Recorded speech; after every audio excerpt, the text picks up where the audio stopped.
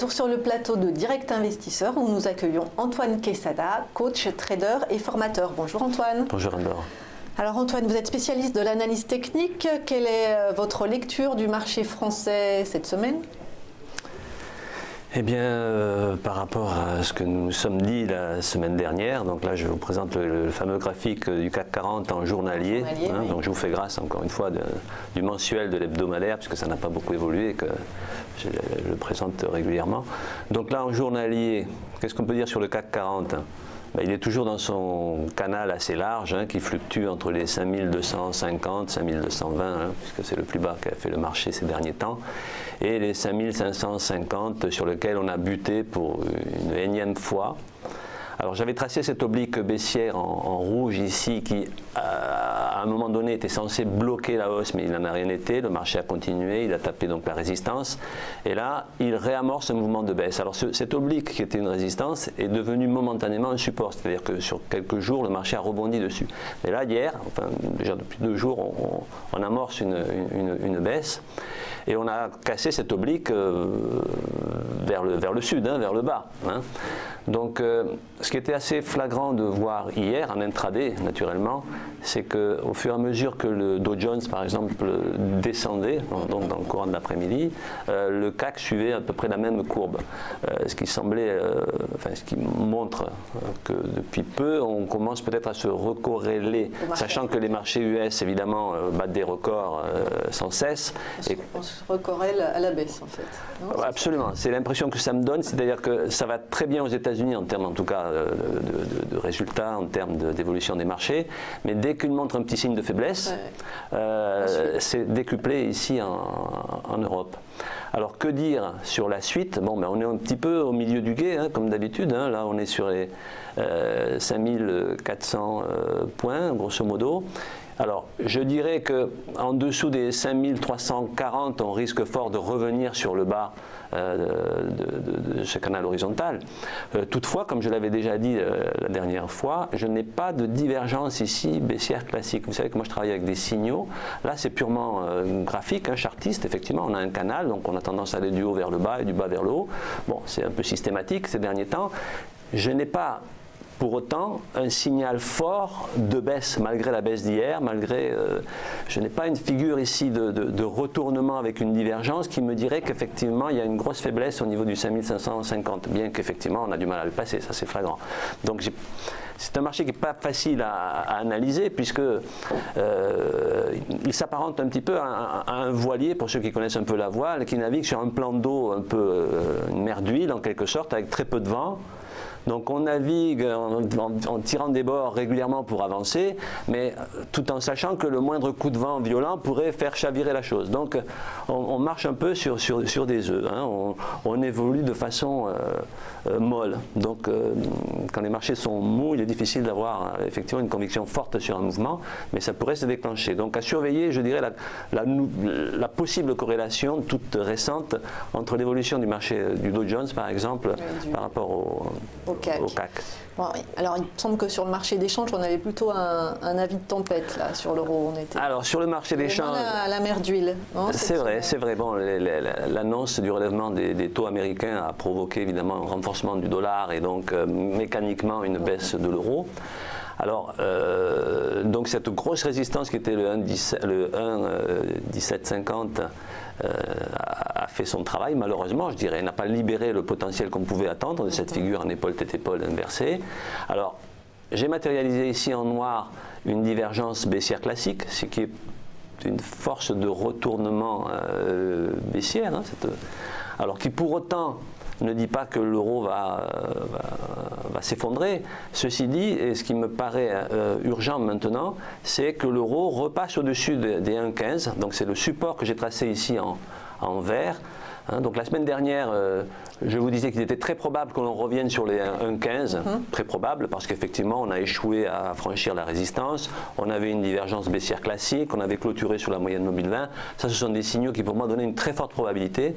J'étais assez confiant dans l'idée qu'effectivement on redescendrait sur le 1,15. On a même enfoncé légèrement le 1,15. Hein.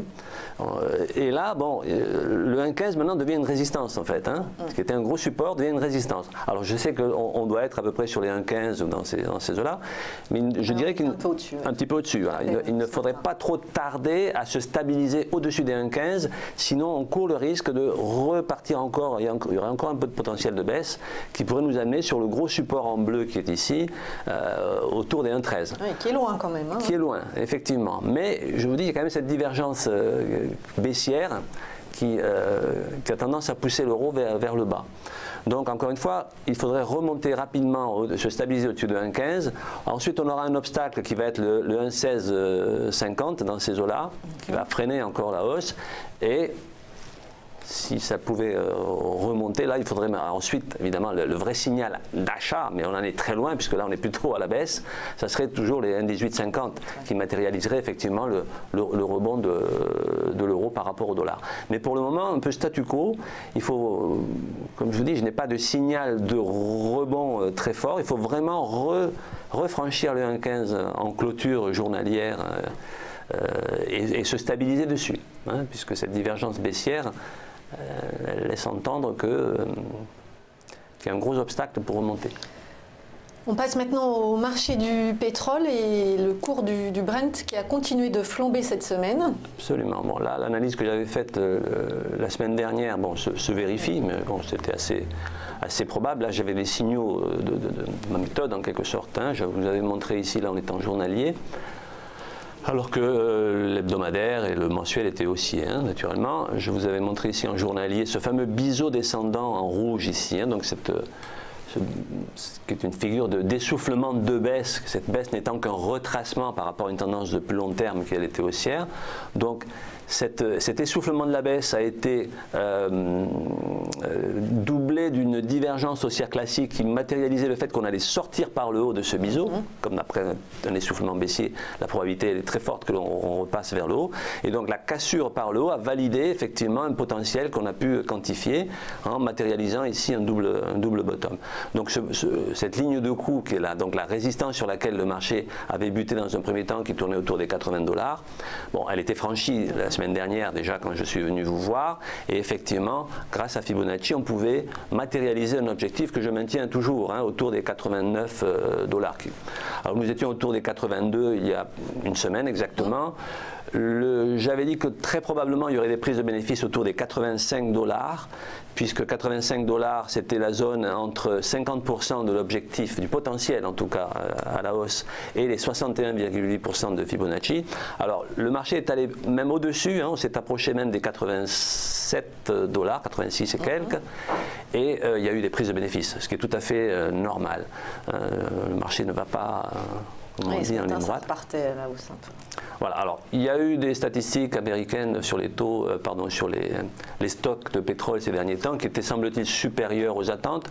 Alors je pense que c'est un prétexte aussi, parce que quand on a acheté, imaginez ceux qui sont rentrés sur le marché à la cassure de cette ligne, d'un point de vue graphique, d'un point de vue technique, hein, il y avait un gros signal sur les 80 $. On pouvait acheter avec une très forte probabilité de rebond sur les 80 $. Si vous avez acheté à 80 $ et que vous vous retrouvez à 85, 86 $, c'est-à-dire que là, vous avez déjà 8-10%, pas loin de 10% de hausse. Vous ne cherchez qu'un prétexte, c'est de prendre vos bénéfices. Et le prétexte, c'est qu'on vous annonce que les stocks sont supérieurs un peu aux attentes, ce qui laisse entendre qu'il y a un petit ralentissement. Mais enfin, rien de méchant. Hein. Pour moi, la tendance, elle est très fortement ancrée à la hausse. C'est-à-dire que d'un point de vue fondamental, jusqu'au début novembre, jusqu'à ce qu'on sache si effectivement l'embargo sur le pétrole iranien va vraiment être respecté par tous, il y a un vrai soutien au cours du dollar, au cours du pétrole. Hein. C'est parfaitement logique.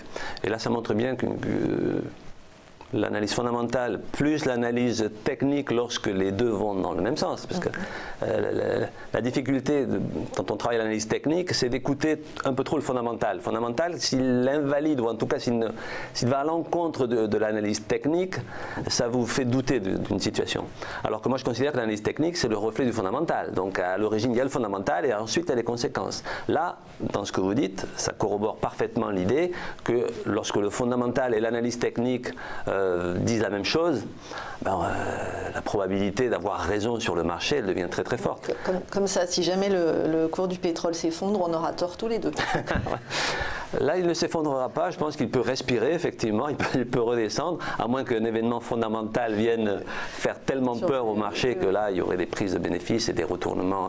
Mais graphiquement parlant, pour le moment, à part une respiration qui peut encore se produire, bien entendu.